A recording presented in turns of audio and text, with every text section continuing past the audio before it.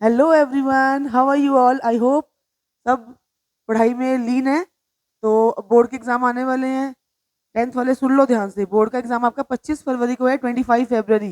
Break आपको सिर्फ एक मिला है इस बार। सीबीएसई ने बड़ी बढ़िया सी डेट शीट बनाई है।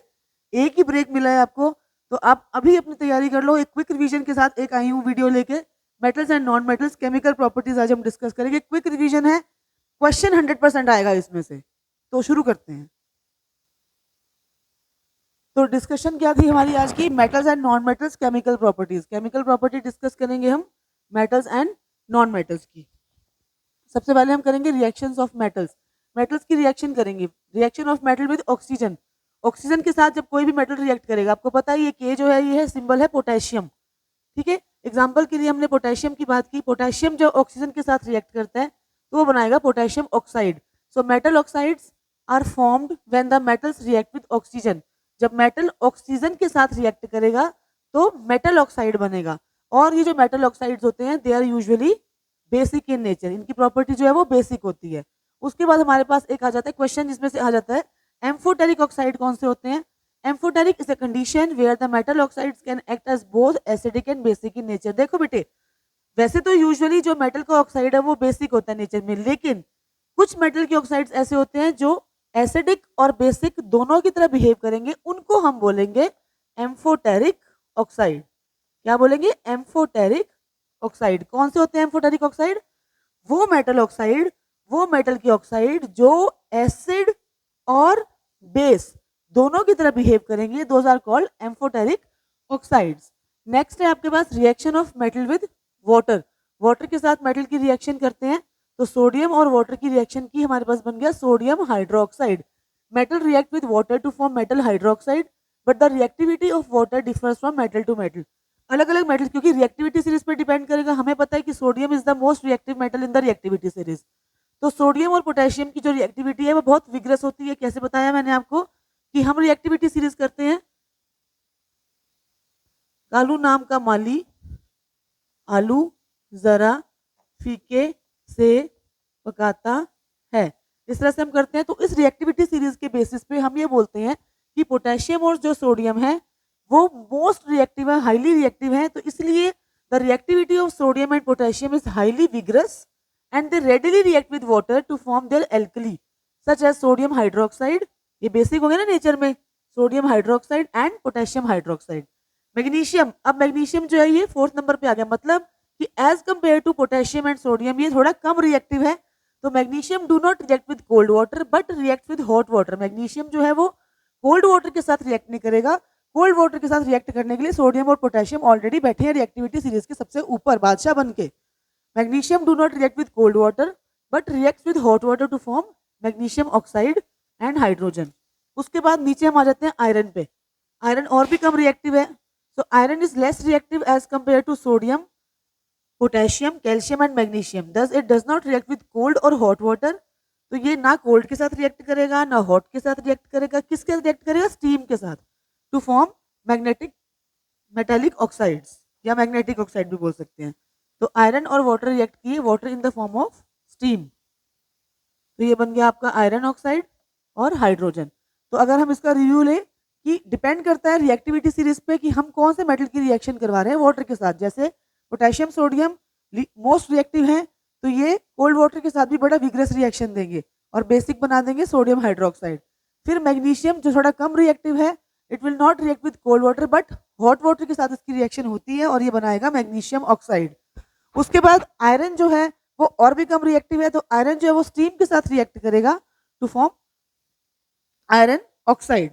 नेक्स्ट हम चलते हैं reaction with dilute acid. Dilute acid के साथ अब मेटल जो है वो डाइल्यूट एसिड के साथ रिएक्ट करेगा। जैसे हमने मेटल लिया, सोडियम ले लिया या पोटेशियम ले लिया या लिथियम कोई भी ले लिया, ये रिएक्ट करते हैं डाइल्यूट HCl और H2SO4 के साथ very vigorously. So metals like sodium, potassium, lithium and calcium react vigorously with dilute HCl and H2SO4 to form their metal salt and hydrogen. Magnesium, zinc, iron, अब इनकी reaction अगर हम करें तो magnesium react किया HCl के साथ, बनाया salt magnesium chloride. This is magnesium chloride. Similarly iron ने रिएक्ट किया सल्फ्यूरिक एसिड के साथ, सल्फ्यूरिक एसिड, तो ये फिर सॉल्ट बनाएगा जिसको हम बोलेंगे फेरस सल्फेट। ठीक है, और साथ में हाइड्रोजन। तो ये मेटल्स जो हैं ये डाइल्यूट एसिड के साथ they will react very vigorously to form their metal salt and hydrogen. Next we have the reaction of metals with other metal salt, दूसरे मेटल सॉल्ट्स के साथ रिएक्शन करते हैं अगर हम, तो क्या है, देखो जिंक और कॉपर। अब ये आपको दिख रहा है, which type of reaction is this? This is displacement reaction, है ना, ये डिस्प्लेसमेंट रिएक्शन है क्योंकि जिंक जो है वो ज्यादा रिएक्टिव है एज कंपेयर टू कॉपर, तो ये क्या करेगा, कॉपर को डिस्प्लेस कर देगा फ्रॉम इट्स सॉल्ट, तो ये बनाएगा जिंक सल्फेट एंड कॉपर। तो metals that are more reactive will readily have less reactive metals, more reactive metals displaces the less reactive metal, तो जो ज्यादा रिएक्टिव मेटल है वो कम रिएक्टिव को डिस्प्लेस कर देगा उसके सॉल्ट में से और खुद उसकी जगह ले लेगा। तो ये है कि दूसरे मेटल सॉल्ट के साथ मेटल कैसे रिएक्ट करता है, उस रिएक्शन को हम बोलेंगे डिस्प्लेसमेंट रिएक्शन। नेक्स्ट जो है, अब हम बात करते हैं नॉन मेटल्स की, रिएक्शन ऑफ नॉन मेटल्स। सबसे पहले ऑक्सीजन के साथ non metals react with oxygen to form the non metallic oxide. जैसे मैंने आपको बताया था कि जो मेटल ऑक्साइड्स हैं वो बेसिक होते हैं, तो उसी के अपोजिट अगर हम जाएंगे तो नॉन मेटल का जो ऑक्साइड है they are acidic in nature. When sulphur react with oxygen तो ये बनाएगा सल्फर डाइऑक्साइड, और ये सल्फर डाइऑक्साइड आपको भी पता है कि एसिडिक है जो कि एक पॉल्यूटेंट है। When sulphur dioxide react with water, अब सल्फर डाइऑक्साइड जो है वो वाटर के साथ में रिएक्ट किया तो ये बन जाएगा सल्फ्यूरस एसिड, जो कि पता ही है एसिडिक कैरेक्टर है। तो whenever non-metal reacts with oxygen, they form non-metallic oxide, and that non-metallic oxide is acidic in nature, and metallic oxide is always basic in nature। और वो metallic oxide जो acid और बेसिस दोनों की तरह behave करेंगे उनको हम बोलते हैं बेटे एम्फोटेरिक ऑक्साइड्स। उसके बाद हमारे पास आ जाता है reaction with water. Non metals are non react with water but reacts vigorously with the air. Non metals जो है वो वाटर के साथ रिएक्ट नहीं करते बट एयर के साथ करते हैं।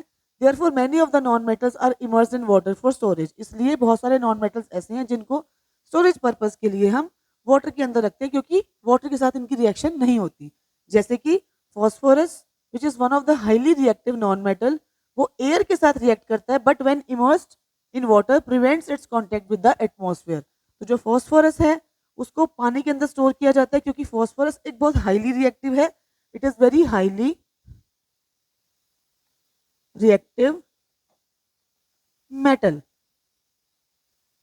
Non metal, it is very highly reactive non metal जो कि एटमॉस्फेयर के साथ में मतलब एयर के साथ में रिएक्ट करेगा। दैट इज द रीजन इसको हम वाटर के अंदर इमर्स करके रखते हैं। तो क्वेश्चन आपके पास आ सकता है ना कि why phosphorus is always stored in water, तो इसका आंसर आप यही लिखोगे कि फॉस्फोरस बहुत ज्यादा हाईली रिएक्टिव नॉन मेटल है और it reacts vigorously with air but when immersed with the water ये इसका कांटेक्ट प्रिवेंट कर लेता है एटमॉस्फेयर के साथ।